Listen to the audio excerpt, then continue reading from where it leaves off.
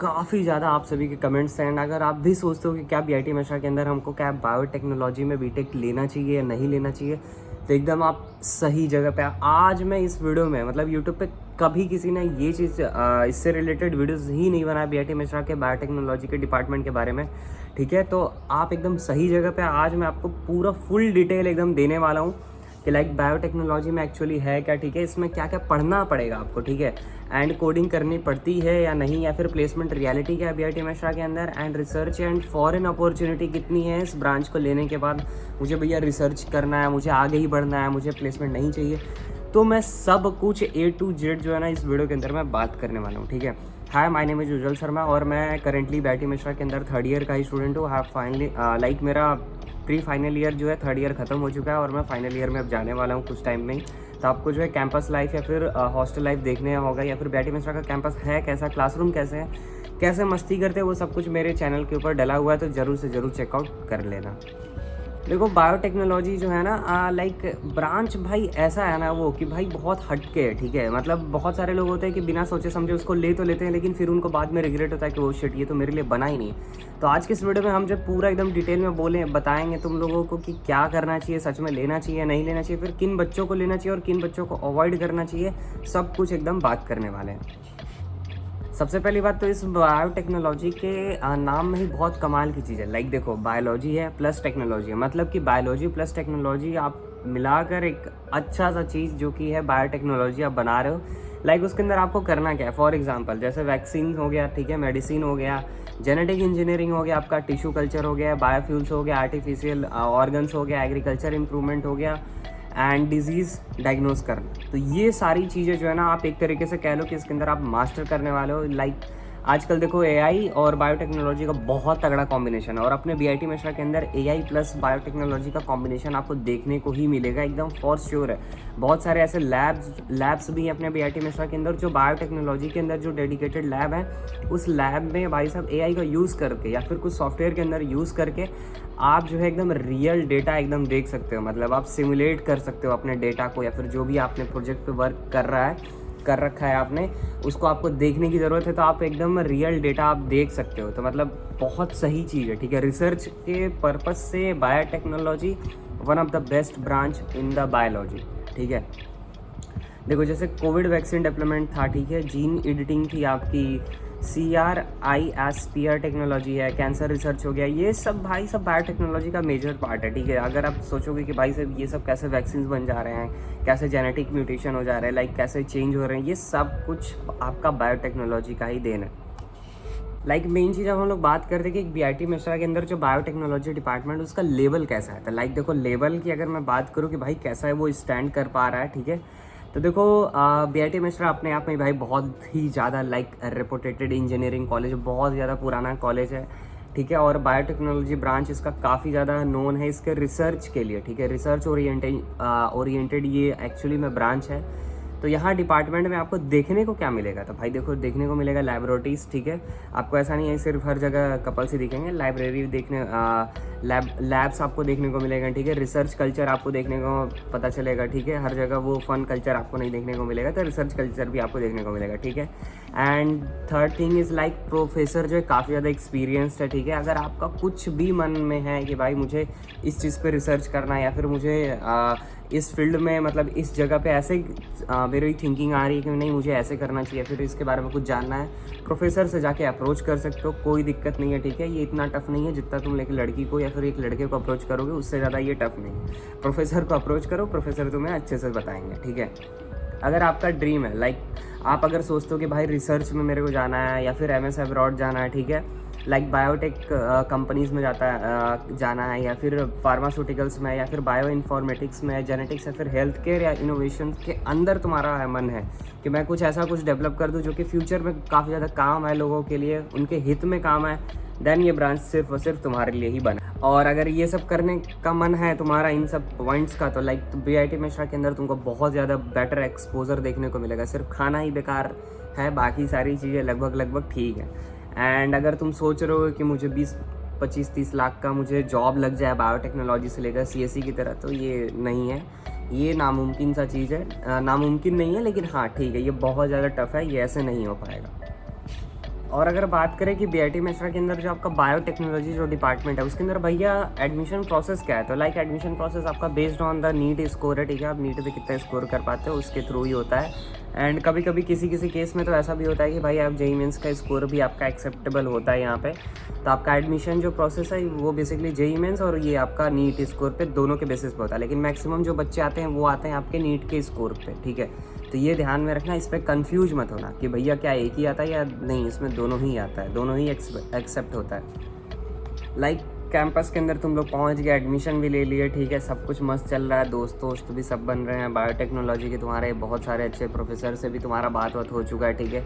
अब तुम वहाँ के कैंटीन में जो है वहाँ पे खाना पीना सब कुछ खा रहे हो अब। लेकिन अगर इम्पॉर्टेंट चीज़ ये आता है कि भैया हमको सब्जेक्ट्स कौन कौन से पढ़ाए जाएंगे। बाकी सारे चैप्टर्स तो हम लोग ऐसे ही पढ़ ही रहे हैं भैया, हॉस्टल्स में पढ़ ही रहे, कैंपस के अंदर घूम ही रहे हैं, सीख ही रहे हैं। चैप्टर्स किस टाइप के सब्जेक्ट जो है हमको देखने को मिलेंगे भैया, उसके बारे में भी थोड़ा आइडिया लगा दीजिए।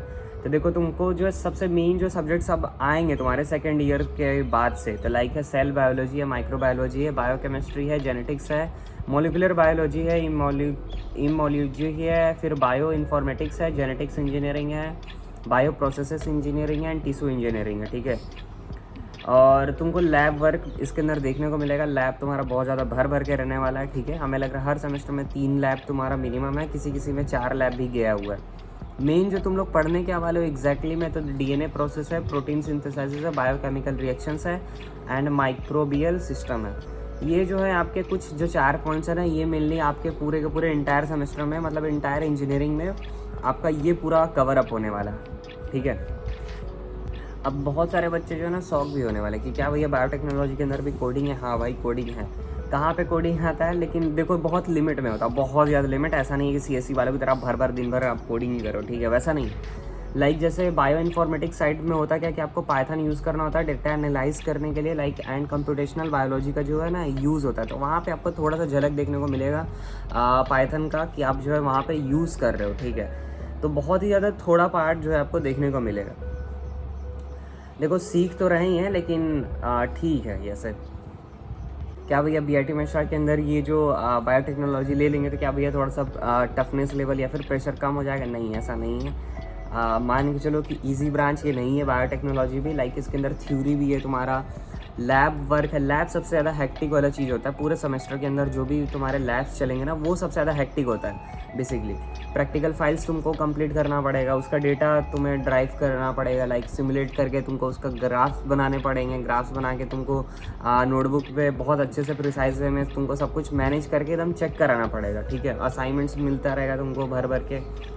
और कॉन्सेप्ट भी भाई साहब बहुत डीप में होता है। तुम अगर सोचोगे कि बायोटेक्नोलॉजी में हम यहाँ एडमिशन ले लिए, एडमिशन लाइक ले चुके हैं, तो सोचोगे कि भाई कुछ ऐसे सब्जेक्ट्स जो है बहुत ज़्यादा टफ है, तुम सोचोगे एक रात बस पहले बैठे और हम पढ़ के निकल लिए, तो ऐसा नहीं है, पॉसिबल नहीं है, ठीक है। तो उसके अंदर तुम फंस जाओगे, तो ऐसा करने की ज़रूरत नहीं है। स्पेशली तुम्हारा दिक्कत वहाँ पे आता है वाइवा के अंदर, ठीक है, लैब इवैल्यूएशन के अंदर आता है, ठीक है। रिपोर्ट्स जब तुम्हारा बनेगा तब वहाँ पे तुम्हारा जो है ना, तब थोड़ा सा वहाँ लगेगा कि हाँ अब फट रही है, एक्चुअल में फट रही है, तब तुमको यहाँ पे देखने को मिलेगा, ठीक है।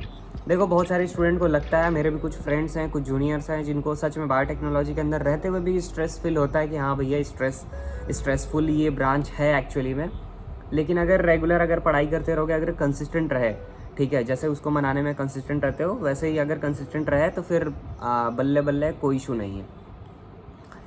देखो अगर बीआईटी मेसरा का एकेडमिक प्रेशर की अगर हम बात करें तो बहुत ज़्यादा मतलब रिलैक्स भी नहीं है, बहुत ज़्यादा वो भी नहीं है कि प्रेशराइज है। हाँ मॉडरेट लेवल पे है, ऐसा भी नहीं है कि बहुत कम है, बहुत है ही नहीं। तो मॉडरेट लेवल पे बीआईटी मेसरा के अंदर हर एक ब्रांच के अंदर आपको प्रेशर देखने को मिलेगा, ठीक है।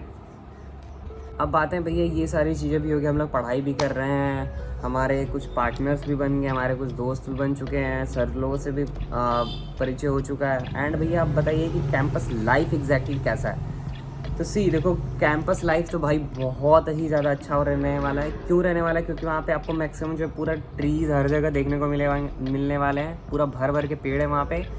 एंड ह्यूज ग्रीन कैंपस है, हॉस्टल्स उसके बीच के अंदर हैं, ठीक है। फेस्ट होता रहता है, क्लब्स होते रहते हैं, लाइक स्पोर्ट्स भी है, तुमको देखने को मिलेगा। नाइट कैंटीन है, नाइट कैंटीन से बहुत ज़्यादा एक्सपेक्टेशन मत रखना, बहुत वो नहीं है, ठीक है।